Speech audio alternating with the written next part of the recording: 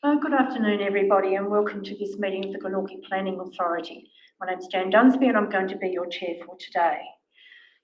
The Glenorchy Planning Authority, we intend to act as a planning authority under the Land Use Planning and Approvals Act 1993. The Planning Authority has full power to make planning on behalf of the council. Sorry, we need to have the door open. Thank you.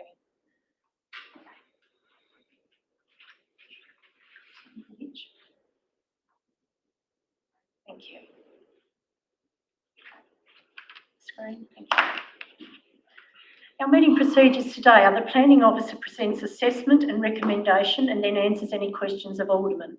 Please note at this stage a decision has not been made on the application. The chairperson invites the applicant and the interested parties to have their say by addressing the meeting. Speakers will be limited to 5 minutes. The chairperson may ask the Planning Officer to comment on any matters raised. The Planning Authority will then discuss the application. For statutory planning applications, the Planning Authority decides the application and the Senior Statutory Planner explains appeal rights. For planning scheme amendments, the Strategic Planner explains the decisions being made by the Planning Authority and the Tasmanian Planning Commission. The legal requirements are today that when deciding an application, the authority is required by law to seek further the sustainable development objectives of the Act, to consider representations received during the public notification period, and make the decisions by reference to the current planning scheme provisions. We have some very limited meeting rules, but we do ask that you comply with any directions given by the chairperson, and please respect other people's views and their right to have their say. Thank you. I'll now just move on to welcome, planning and apologies. So we have with us today Acting Mayor Sue Hickey. We have Alderman Stephen King, Alderman Joshua Cockshut and Alderman Russell Yaxley. And so with a full complement, we don't have any apologies for today. So move on now to pecuniary interest, to ask if any staff members or any elected members have a pecuniary interest today. None declared there, thank you. Move on now to item 4, and that's confirmation of minutes. So could I have a move and a seconder for the minutes that are before us this evening, please, this afternoon? Can I move an amendment to the minutes, please? Can we ask what the change is first and then we'll move them? Yeah, so on the March meeting, it should be that moved by Alderman King and seconded by Alderman Yaxley, not myself. So other panel members, they're happy with that change to the minutes? Okay, would you like to put the motion now? Yeah, that's fine. So that's been moved. I have a seconder, thank you. No discussion. Thank you. So moved Alderman Cockshut and seconded Alderman King. No discussion from anyone? All in favour, please raise your hand. That's carried unanimously. We move on now to item 5. It's a proposed unit in development, demolition and multiple dwellings, 24 in total. It's 60 Barossa Road, Glenorchy. And we have Planning Officer Sylvia, is the author of this document, to speak to this one today. Thank you. Thank you, Chair. Can we have the first slide, please? So the location of the lot is on the corner of Barossa Road and Bimbara Road. The lot is surrounded by residential development, a mixture of single dwellings and multiple dwellings. It's quite a large lot of 8,072 square meters. It's got an existing house on it and some outbuildings and a portion of unpiped section of Barossa Creek runs through the property. Next slide, please.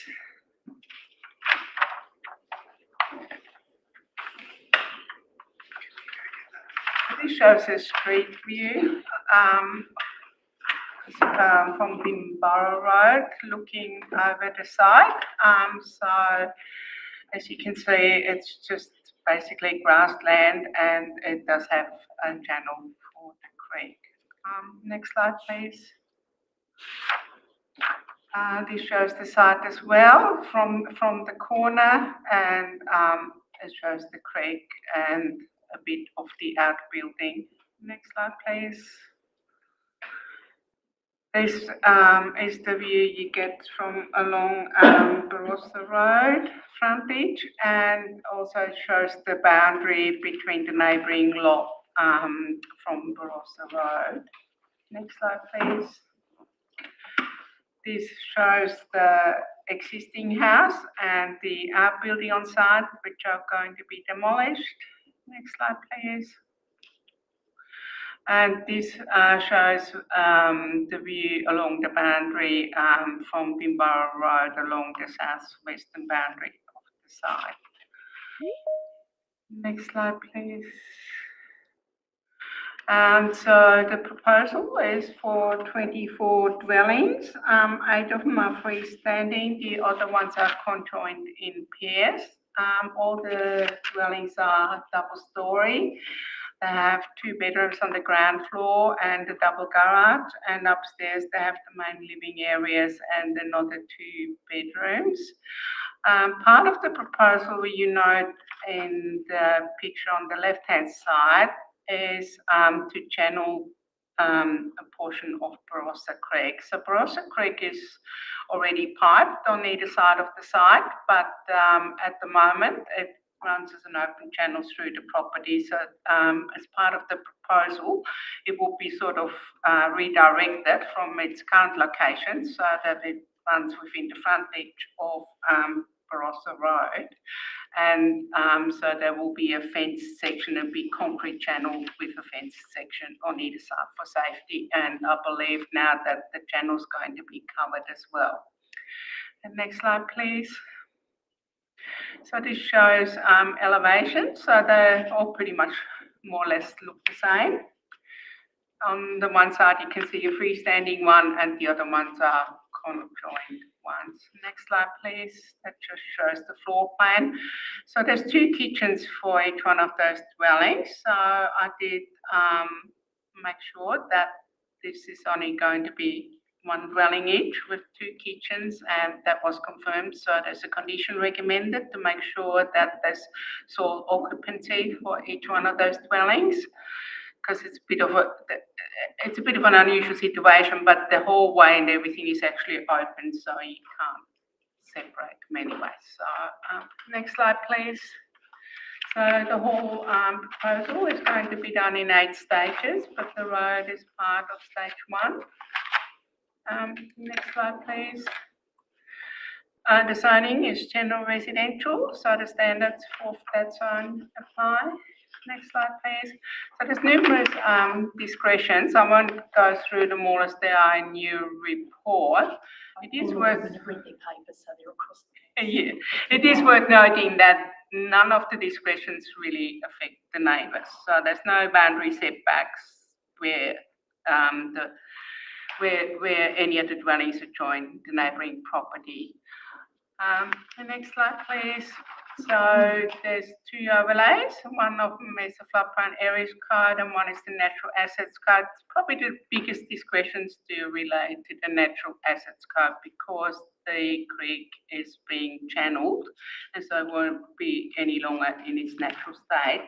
However, the applicant did have to put in an assessment from for the natural assets code, and there's no natural fauna and flora. The creek's been long modified, and it's basically the last section that hasn't been part of the creek. So in this instance, it was found that that would be acceptable just because of where it is and how the rest of the creek fits with that section of the creek. And also doing the channeling of the creek will also solve the issues that otherwise would occur in terms of the flooding. So that is no longer an issue if the creek is being channeled that way. Next slide, please. So we have received 1 representation raising a number of issues. I will go through the first one in a minute. Traffic impacts. Traffic generation was assessed. It is whilst it is a discretion, the roads are major roads and there's no problem with accommodating the expected amount of traffic. Multiple occupancy, I already talked about that. There will be a condition that will be imposed or is recommended to be imposed. Stormwater detention, they had to submit the stormwater report, and that was all done to the satisfaction of council's hydraulic engineer. With the bins, they'll be all individual bins because they're building wide enough internal driveway that the waste truck, and also there is one well, they're both entries and exits, but you could come in from one road and go out at the other road, as there'll be two entrances, one of Bimbara Road and one of Barossa Road. So next slide, please. I will come in terms of the building envelope. There is a discretion, but it's not due to the setback, it's due to the height. So where you see the white bits on the map, that's where the buildings will exceed 8.5 metres in height. But the only reason they actually exceed in the height is because the height is being measured from natural ground level, and because at the moment the creek sits underneath, so there's the extra distance with the hall that basically will be underneath the dwelling. So that's how come those dwellings, they would exceed the height limit, but they do fit in terms of the streetscape and all the rest of it. So it was considered that height discretion was acceptable. So in terms of the side boundary, like I said before, there's no discretion there. Or well, it does fit under the same standard, but they would comply with what would be required normally. Next slide, please. That will actually show it. So there were some concerns raised for the unit in the top left-hand corner. But they have their private outdoor space, which is 4 metres next to the dwelling, and also the dwelling is only single story where it's closest to that boundary. As you can see from the elevation, it sort of steps up, which means that it doesn't go outside the building envelope because it's being that shape. So it actually complies in terms of that boundary setback. Also, issue of privacy was raised again. Normally we require 4 metres for a window to be away from the boundary. If the window is more than belongs to floor level, that's more than a metre above ground. So the second story windows are well away from that boundary. So it's considered that the proposal complies in those terms. Next slide, please. So another issue raised was about the shadows and that they weren't shown outside the site, but in fact there aren't actually any shadows on the western side after 12 o'clock. As you can see on the bottom left-hand first image, the shadows start being shorter and shorter along that boundary. So normally we ensure that, like in terms of a neighbouring property, if it had been over height or a problem with the setback, that it doesn't unreasonably take away sunlight from the neighbouring property, from the private outdoor space. But usually 3 hours are considered sufficient, which it would have more than 3 hours to more than half of the next door neighbour's private outdoor space. So. And next slide, please. And so overall, the proposal was assessed as acceptable and it's recommended for approval. Thank you. Thank you. Do you have any questions of this planning staff?